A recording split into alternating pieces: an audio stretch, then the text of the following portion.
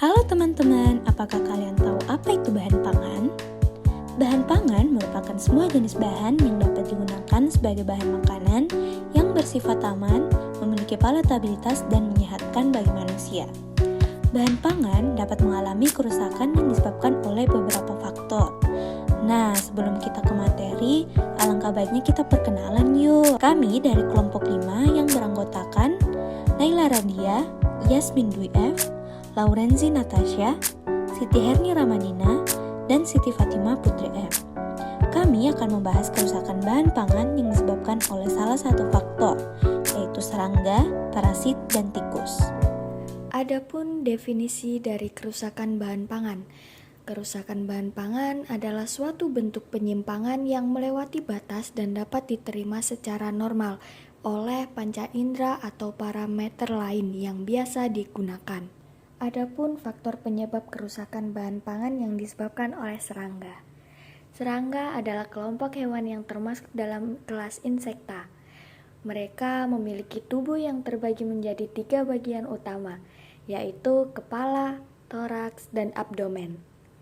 Serangga utamanya dapat merusak atau melukai permukaan bahan pangan seperti buah-buahan, sayur-sayuran, biji-bijian, dan umbi-umbian, sehingga menyebabkan kontaminasi oleh bakteri, kamir, atau kapang.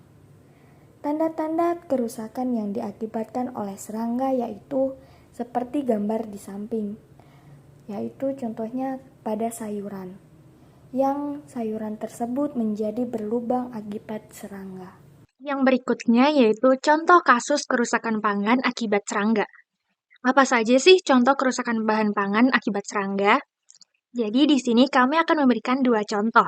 Yang pertama yaitu kerusakan bahan pangan beras. Jadi kumbang beras akan merusak butiran beras dengan menggigit dan meninggalkan lubang kecil. Hal ini membuat beras akan menjadi kotor, mengalami penurunan kualitas, dan mungkin terkontaminasi dengan kotoran serta telur serangga. Oh iya, faktanya, kumbang beras bisa bertelur hingga 4 butir sehari loh. Oleh karena itu, beras yang sudah terkontaminasi dengan serangga sebaiknya jangan dikonsumsi ya. Yang kedua yaitu buah. Serangga yang dapat merusak buah yaitu lalat buah. Lalat buah dapat bertelur di buah yang sudah matang ataupun membusuk. Larva yang menetas akan memakan daging buah, menyebabkan buah menjadi busuk dan tidak layak konsumsi. Berikutnya yaitu faktor penyebab kerusakan pangan. Nah, sekarang kita masuk ke faktor kerusakan pangan yang kedua, yaitu yang disebabkan oleh parasit. Jadi, apa sih parasit itu? Parasit adalah organisme yang hidup di dalam makhluk hidup lain yang disebut dengan inang, dengan menyerap nutrisi tanpa memberi bantuan atau manfaat pada tubuh inang. Parasit yang umumnya merusak bahan pangan yaitu cacing pita. Cacing tersebut akan masuk ke dalam tubuh hewan melalui makanan, sehingga daging yang tidak dimasak dengan baik sangat mungkin menjadi sumber kontaminasi bagi manusia. Adapun contoh kasus kerusakan pangan akibat parasit yang pertama yaitu cacing pita pada daging sapi. Daging sapi yang terinfeksi dengan cacing pita dapat mengandung larva cacing yang disebut sistersi. Cacing pita yang biasanya ditemukan pada daging sapi adalah Taenia saginata. Cacing pita tidak memiliki sistem pencernaan. Mereka menyerap nutrisi langsung dari makanan yang dicerna oleh inangnya melalui kulit tubuh mereka. Gejala infeksi yang akan dirasakan oleh orang yang mengonsumsi cacing pita pada daging meliputi nyeri perut, mual, penurunan berat badan, diare, atau sembelit. Pencegahan yang dapat dilakukan yaitu pertama, memasak daging hingga matang. Hal ini bertujuan untuk membunuh larva cacing pita.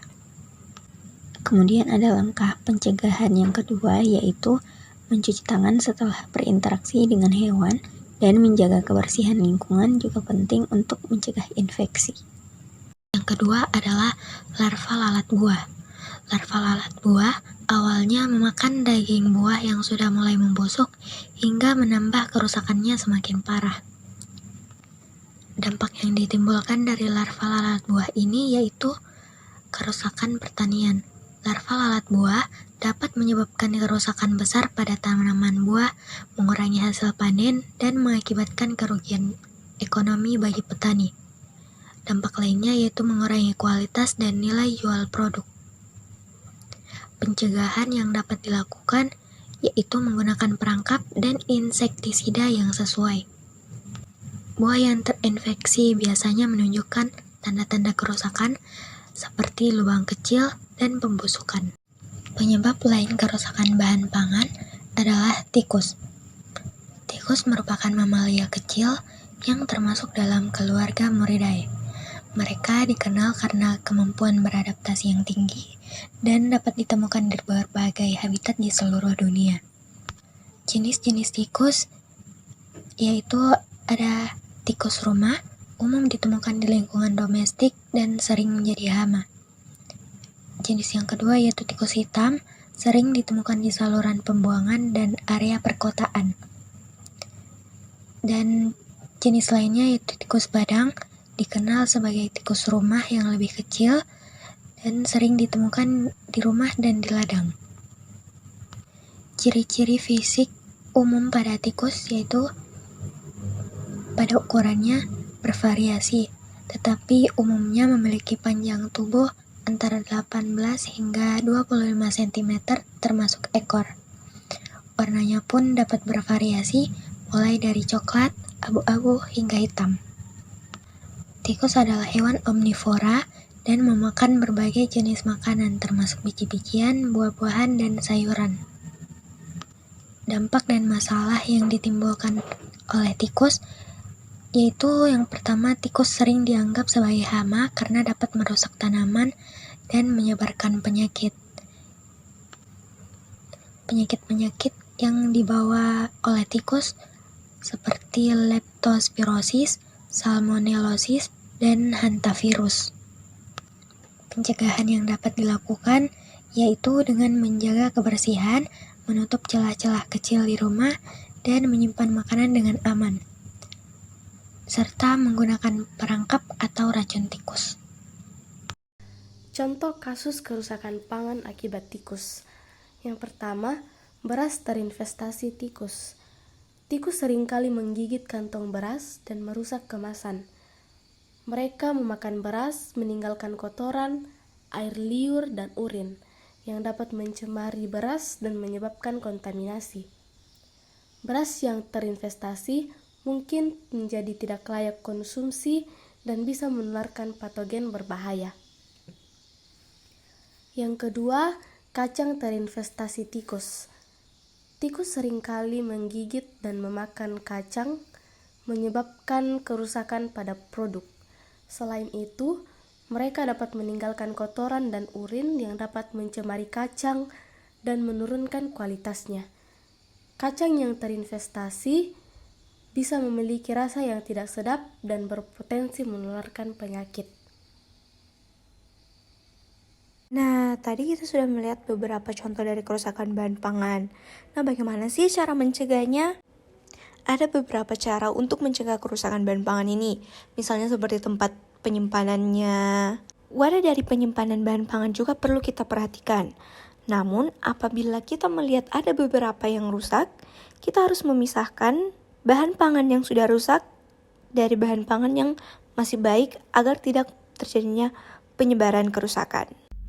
Selain tempat penyimpanan dan wadah penyimpanan yang harus diperhatikan, kebersihan sekitar tempat penyimpanan juga perlu diperhatikan loh.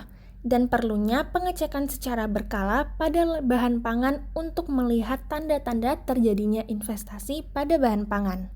Nah, itulah penjelasan dan contoh dari kerusakan bahan pangan yang diakibatkan oleh serangga, parasit, dan tikus. Semoga teman-teman dapat mengerti ya.